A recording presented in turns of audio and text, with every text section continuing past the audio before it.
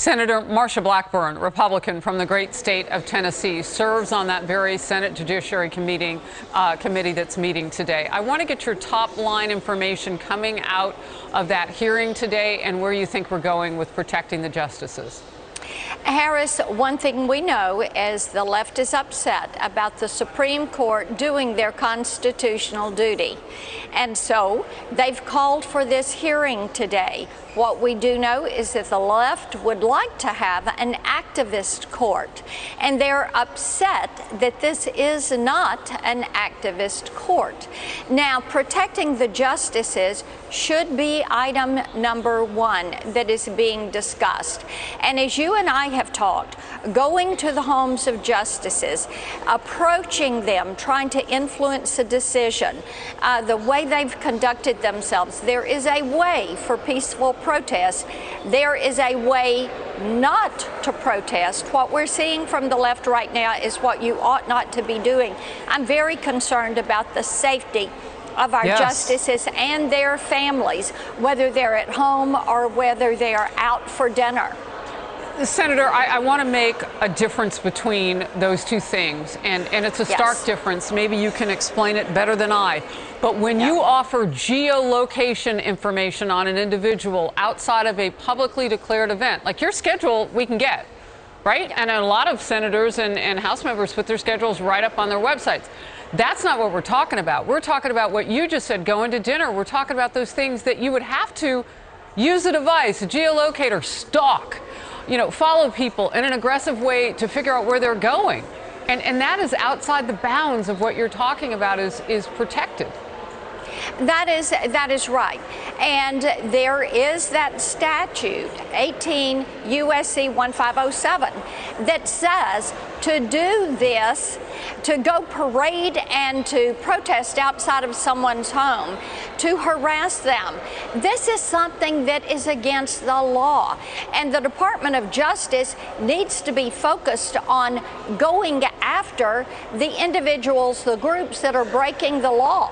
And they should be very intent on keeping our Supreme Court justices safe so that they can do their job. We've got three co-equal branches of government. You have your executive, your legislative, your judicial.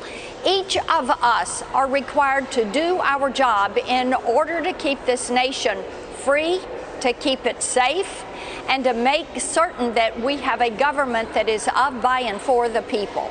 Real quickly, that hearing today with Democrats, it's a squawk fest from what I'm reading to gin up their political base. Can anything else be accomplished from this for Democrats after the overturning of Roe versus Wade? Just a quick thought on that. I think the Democrats are terribly misreading what people are most concerned about right now. And Harris, when we look at the midterms and we're looking at issues that people are talking about, 1, 2, and 3 are inflation, inflation, inflation. Yes, you got it. All right, let's move to this. Just under 4 months away now from the 2022 midterm elections.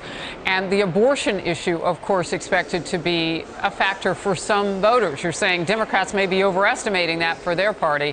While the issue typically pits Democrats against Republicans in states like Florida and Arizona, it's playing out pretty differently in some recent primaries. Here's a Politico headline. Abortion divides Democrats in key primaries. Quote, Democrats have increasingly started using abortion as a cudgel against each other, a sign of how the issue will be used to energize liberal voters in the remaining 21 primaries before the November elections. Your reaction? Well, what we know is that most women are anti-late-term abortion, and they're anti-taxpayer dollars being used to fund abortion. And when women find out that this is not a ban on abortion, that this is returning the issue to the states, most women agree that this is where it should be. And then they turn to other issues: inflation, crime in the streets, drugs, fentanyl, the deaths that are there, that open southern border. And those are the things keeping their families safe, making certain that the economy is in good shape, the price at the pump, the price at the grocery store, the fact that fentanyl is killing middle schoolers, high schoolers, young people, the leading cause of death in 18 to 40-year-olds. Those are issues that are at the top of the to-do list for most women that I am hearing from. Well, and look, the divide among Democrats on this issue may speak to exactly why former President Obama didn't codify Roe versus Wade when he had majorities, and Democrats had the White House again. I mean, it's not just Republicans that have their own way of looking at it. As you say, women are divided on the issue. Yes. In some corners, and in some corners they're completely together in ways that maybe Democrats can't quite understand or wouldn't be able to predict. I want to get to this. Up to 40,000 National Guard soldiers are set to be fired this week over their refusal to take the COVID vaccine. Senator, your plan to introduce legislation to back these guardsmen is picking up steam. Tell us about the plan and why you think it is getting support right now. Yes, it is getting broad support. And we found out that not only is it the guardsmen, they're adding 20,000 reservists. So it's a total of 60,000, Harris. And my legislation is introduced. It is picking up steam. We are trying to get this incorporated into the NDAA, the Defense Authorization Act.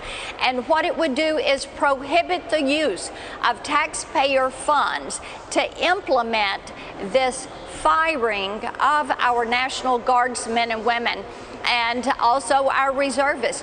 What we know is the pandemic is over.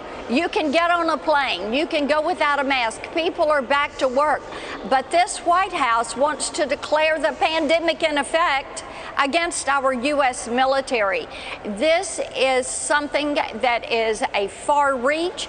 The American people are against it, and I am so thrilled to have so much support from every corner of this country to get this included in the NDAA, to get this bill passed, to make certain that we preserve the right of our guardsmen and women to be able to serve this country without having to take a vaccine.